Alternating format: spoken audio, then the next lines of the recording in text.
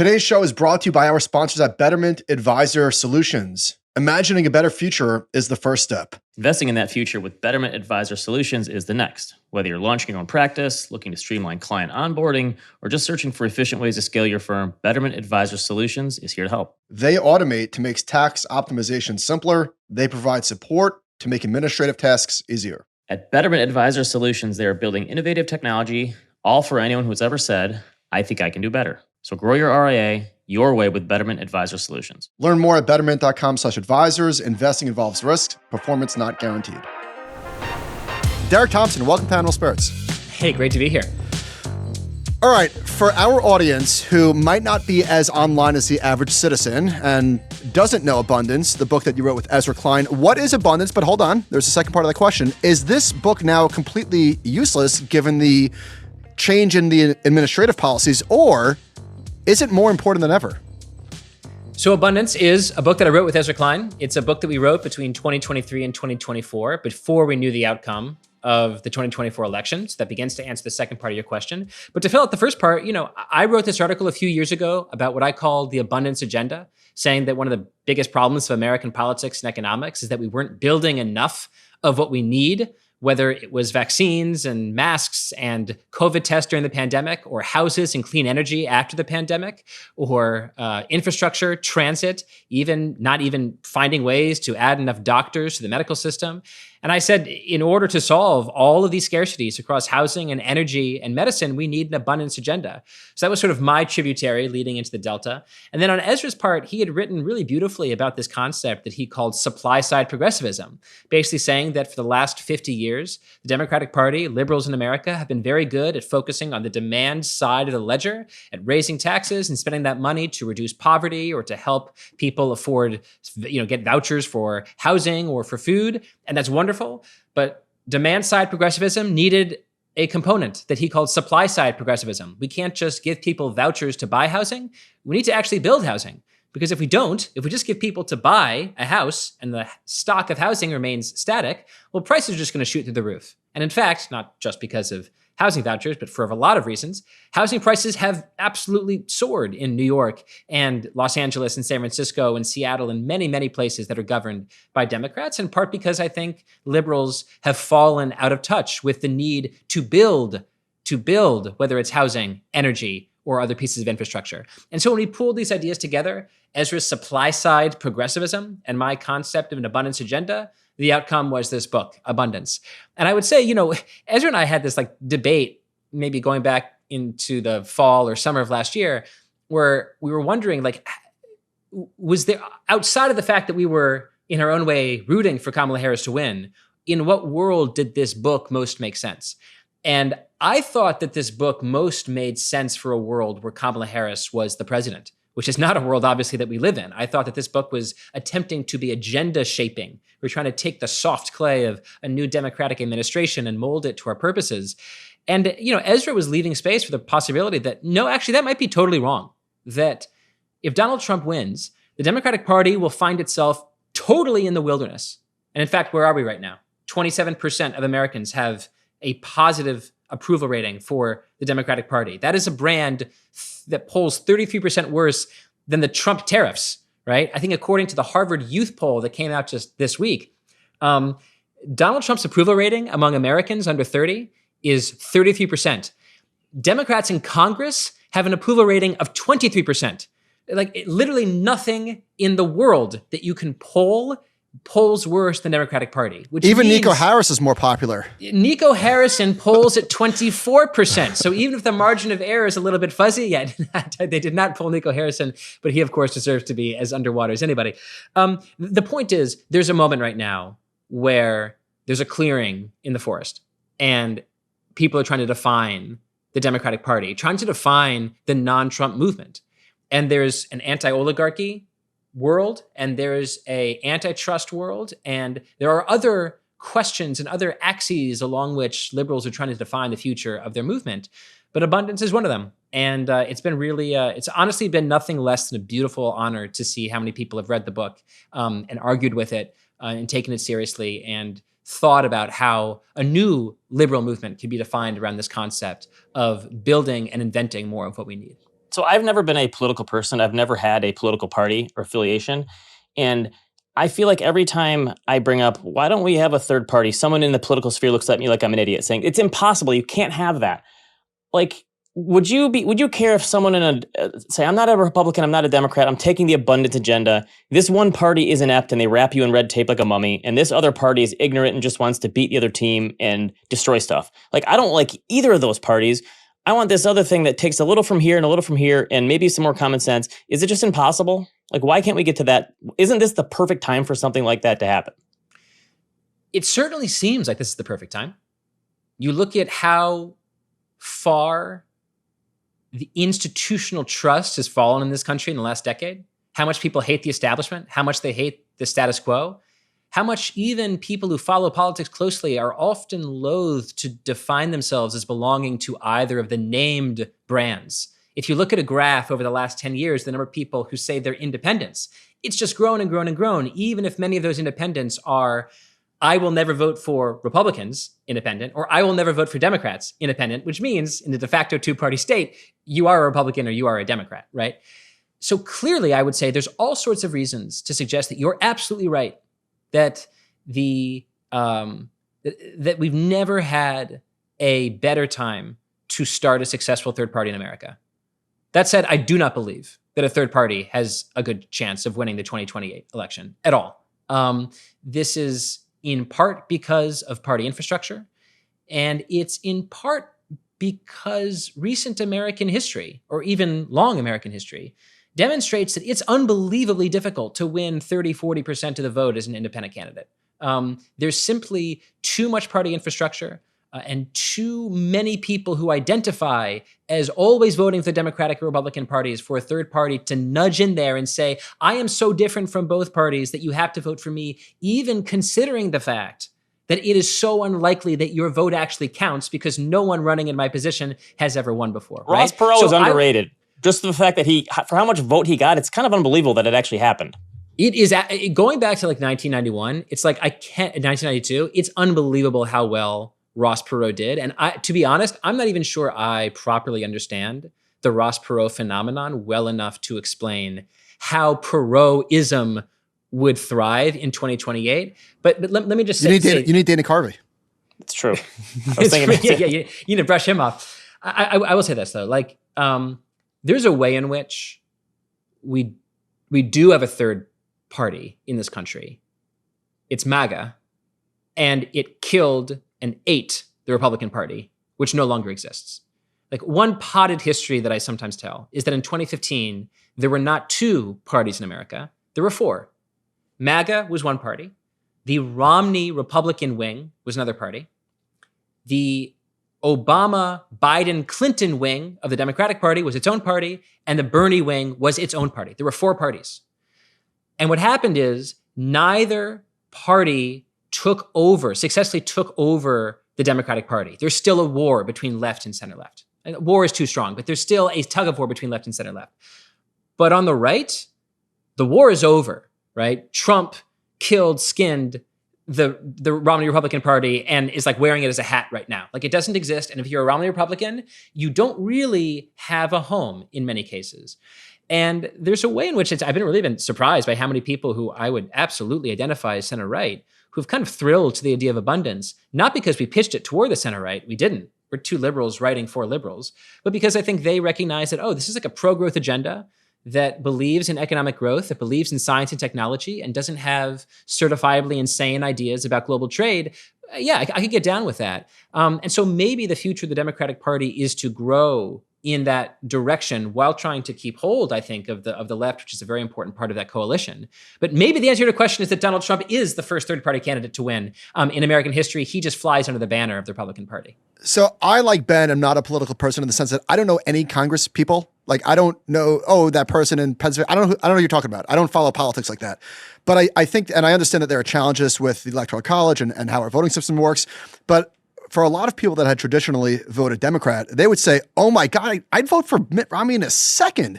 And the point that you just made about people in the moderate right, which is the majority of the country, the moderates, like most people are normal. Most people are like closer to the center. I was going to ask, like, would the abundance mindset, and I know you just answered it, resonate with a lot of the moderate right? And it sounds like the answer is yes. Why wouldn't it? Well, I think it would, and I think it does. The open question is how many of those folks are there? And I'm not sure I really know the answer. Right? You look at Donald Trump's approval rating within the Republican Party. If there were a huge number of people voting for Donald Trump that considered themselves fundamentally Romney conservatives, you would have a relatively low approval rating for Trump within his own party. It's not crashing at all. Instead, it's like what I don't know what it is. It was I saw 44% last night. Well, sorry, that's Trump's overall approval Right. rating. I'm saying his approval rating within the Republican Party among people who voted for him, and I'll bet you it's something between 90% and 100% right now. I'll bet it's overwhelmingly positive. Trump has succeeded in monopolizing Republican vote in this country, and not just the vote share, but also power, right? Identity, Derek. It's more than that. It's identity. Like there are a lot of comments and emails for people that are defending indefensible policies and antics, and I don't care to engage, but it's like, I'm not mad at you for voting for Trump. I understand why you felt betrayed and allergic to the Democratic Party. You don't need to defend these actions that are indefensible, but it's become he's overtaken people's entire identities, which is wild. I totally agree with that.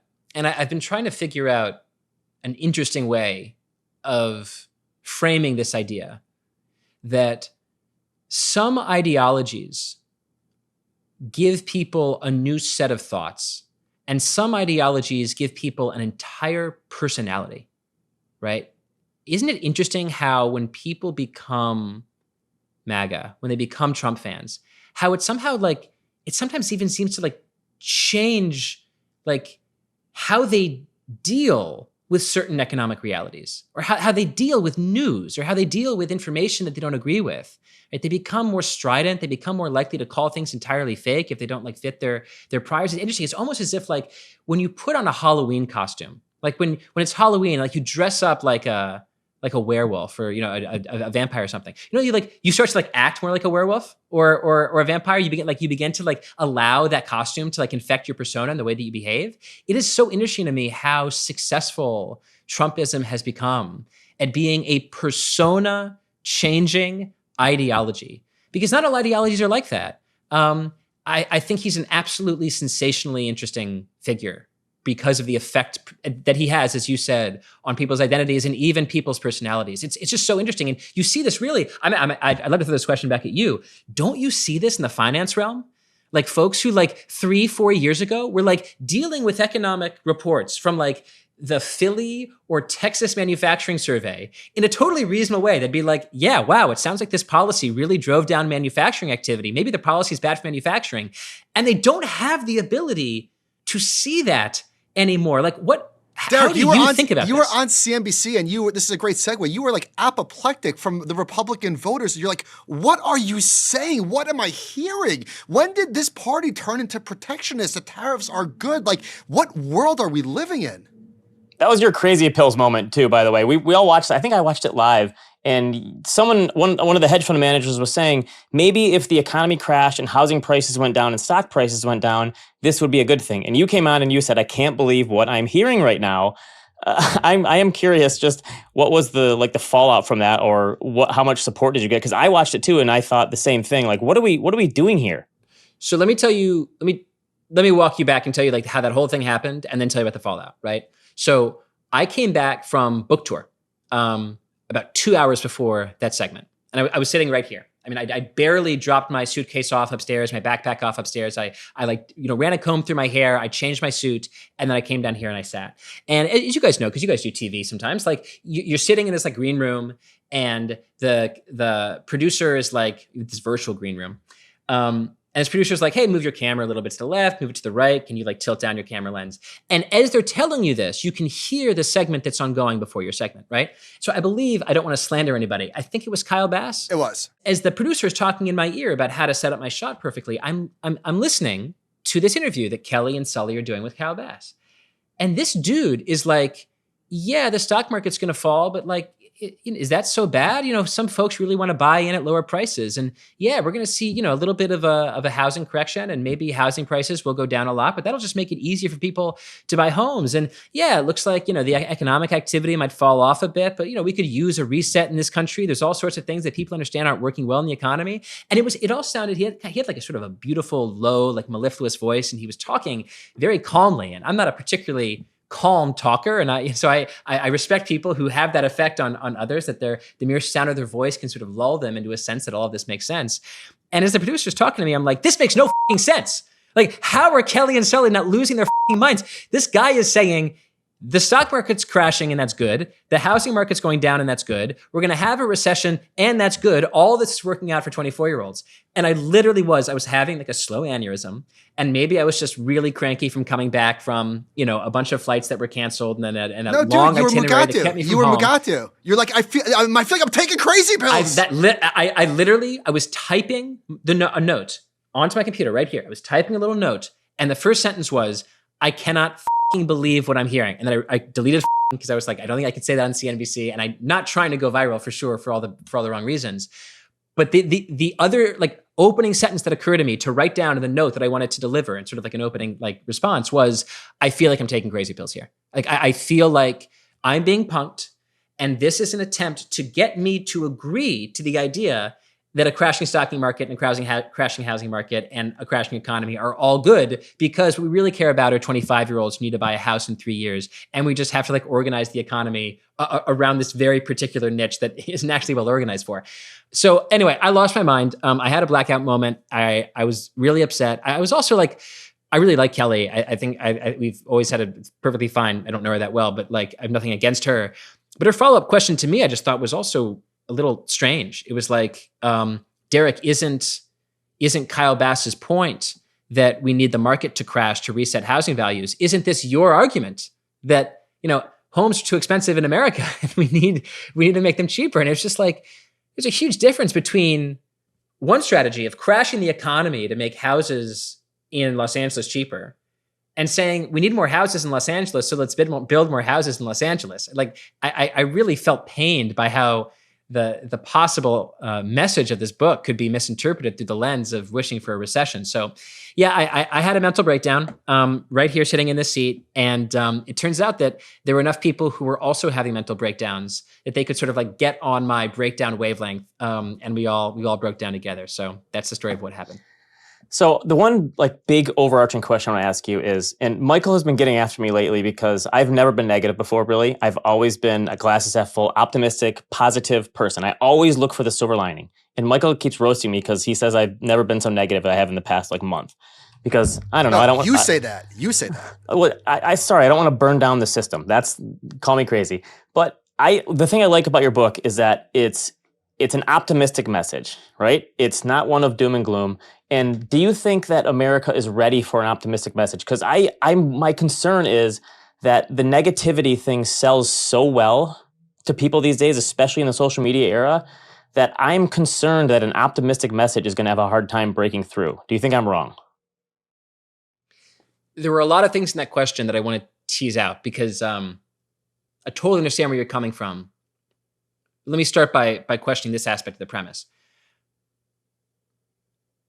I honestly was worried as the book was coming out that one thing people were going to say was, your book is too critical.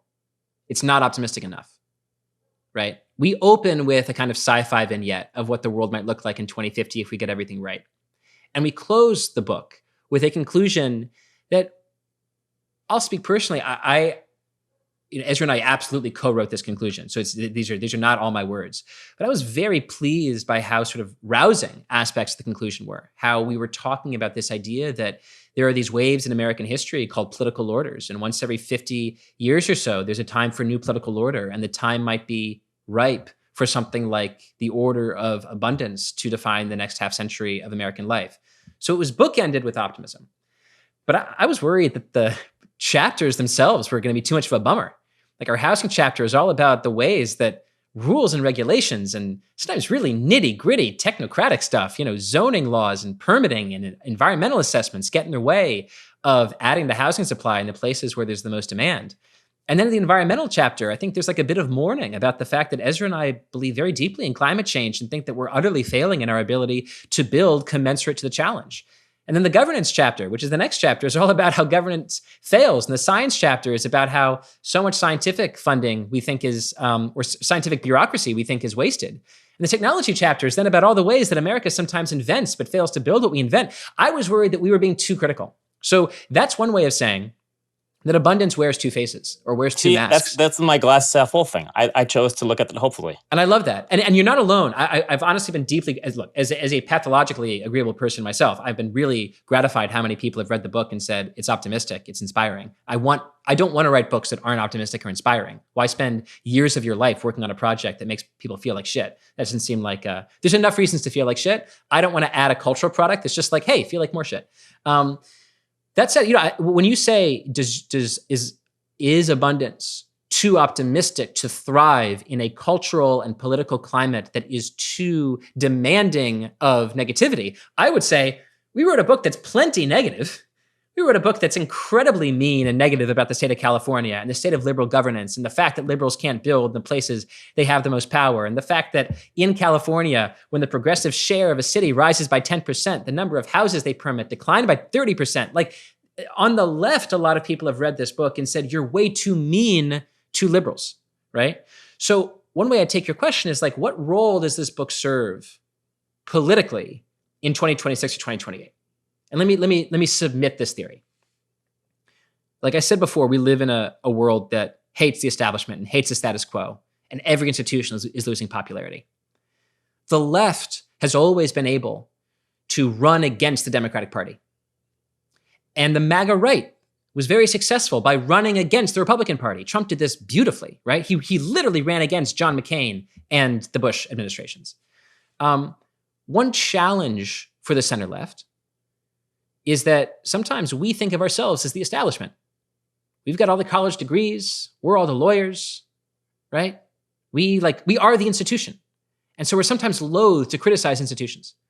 And one thing I think abundance does is it gives moderates a permission structure to run against the system, right? This is our way of allowing moderates who don't want to destroy the system to run as reformers with a message that is clearly antagonistic to the status quo. Shit isn't working, right? And that I think is a message that could absolutely be taken up by the right politician in 2026 and 2028. Derek, on your Plain English podcast by the Ringer Network, which occupies probably 97% of my podcast listening, you did 4 episodes on the trade war and the history of the Smoot-Hawley tariff and what's going to happen with China and all of this good stuff. And you've got one today that's a little bit different. An astrophysicist explains the strongest evidence yet of alien life. I don't need to comment on that. I just thought it was hilarious and wanted to just drop that in there. But getting back to what we talk about, which is the market and the economy, corporate America has an index that we can measure. It's the stock market. The S&P 500 fell 20%.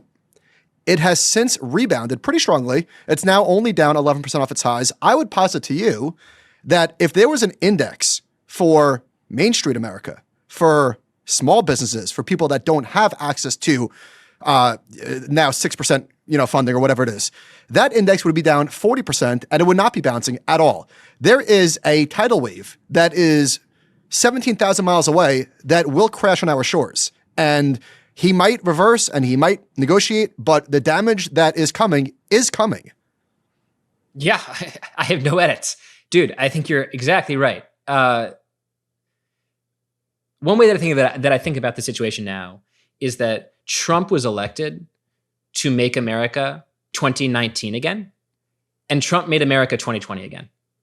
Except this time, the crisis and the chaos that we've invited on ourselves, we actually invited on ourselves. It's not a biological act of God. It's an act of one person. And that's so tragic. I mean, we're in a situation right now where Scott Bessent, that guy can say literally anything that sounds mildly logical on television and stocks immediately go up 200 points. I think what's coming is absolute madness. And I think we're going to see something like the following in the next 3 months.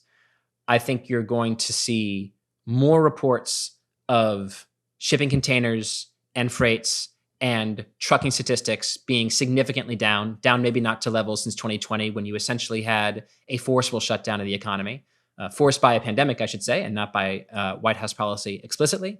I think you're going to start to see more manufacturers respond to either a shortage of input goods or rising prices to input goods by either screaming to their local Fed offices, and you're going to see all sorts of numbers decline when it comes to orders and forward-looking orders. You're also going to see more layoffs. You're going to see more factories being shut down, maybe starting in auto and spreading throughout manufacturing. I think you're going to see just absolute mayhem in the next maybe 6 months in retail shortages. Families saying, I needed to buy this child car seat for my kid and it's no longer available, or the price increased by 40%. Or I need to buy these toys for my kid and they're no longer available, or the price increased by 40%. For people that think like, well, what are you talking about, dude? Relax, you're being hysterical. Remind people or let people know the conversation that you had on the statistics around the child care seats and things that we import from China. So that was crazy to me. I didn't realize it was that high. Nuts? So I did a podcast episode with Jason Miller, who's a supply chain expert at Michigan State. And I actually found him by reading Michael Sembelis' research note, which I know you guys worship at the altar of Michael.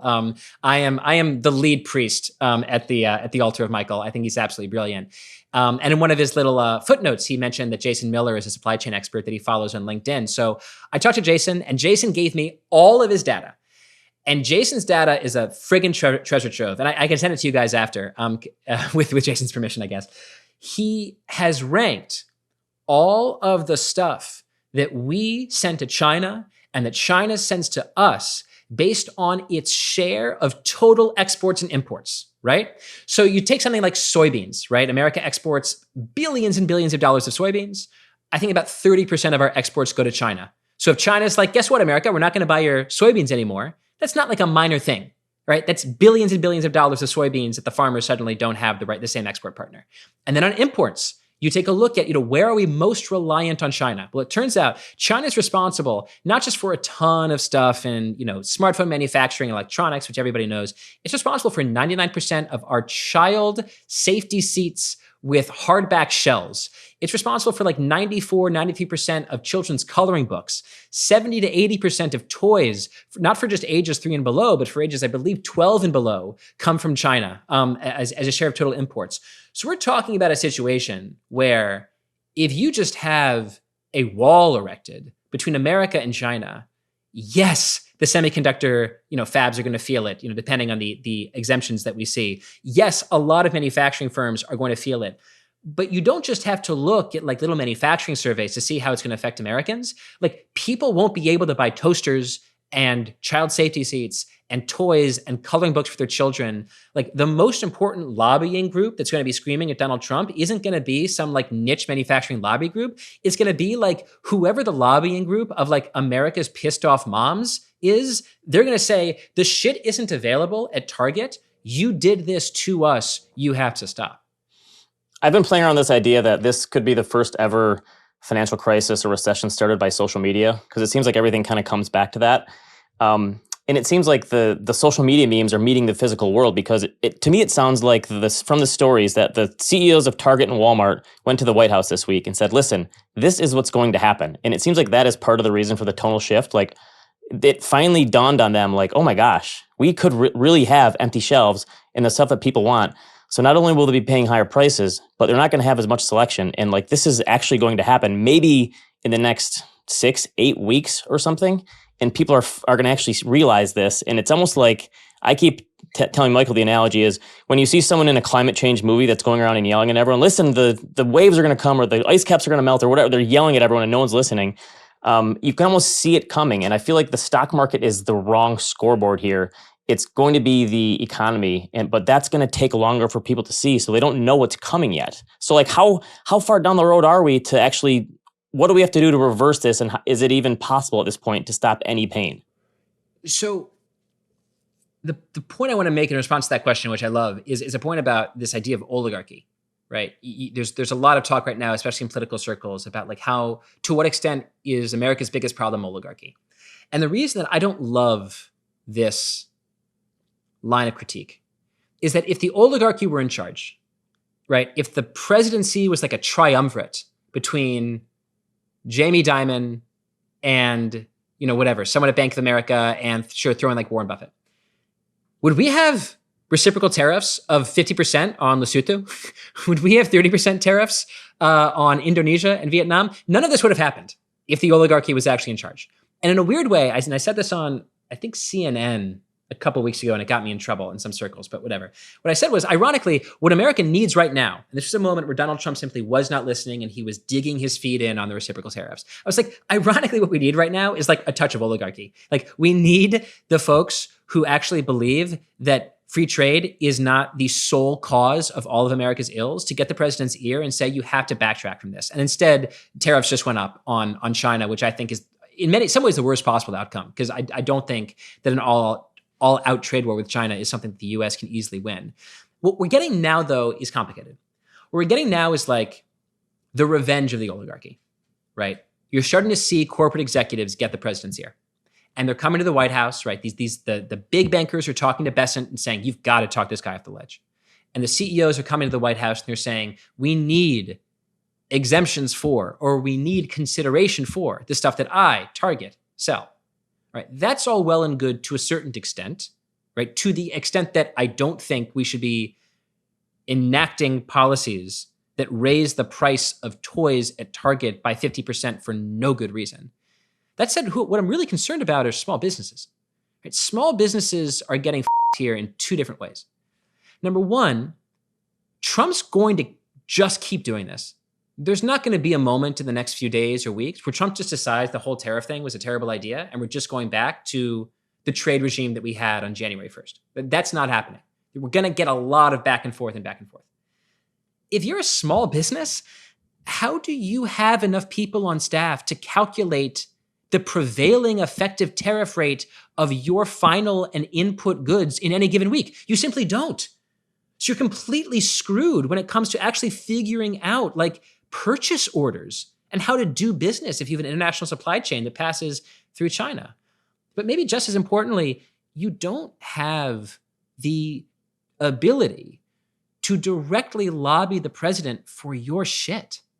So if like you're selling toy A, and toy A only sells on Amazon, it doesn't sell at Target, and toy B does sell at Target, and the CEO of Target gets the president's ear, and maybe even like finds a way to like, have some money in escrow by $10 million of Trump coin in order to ensure that the president, cuts the tariff on certain goods that are coming in through Target. Well, then the folks who make toy B through the large provider are saved, and the little guy who's making toy A is screwed. But clearly we can all agree the economic statistic that is most keeping up with all of the other incoming statistics is the stock market. And that's why I think it is the best real-time statistic to look at, even if right now I don't necessarily agree that it should be going up as much as it's going up. All right, well, at least it's almost summer and the weather's getting warm, and we've got that to look forward to. So, Derek, I want to thank you for coming on. Your podcast is incredible. Your writing, as always, is wonderful. Abundance is the book that you wrote with Ezra Klein. Thank you so much for coming on today. Thanks, Michael. Thanks, Ben.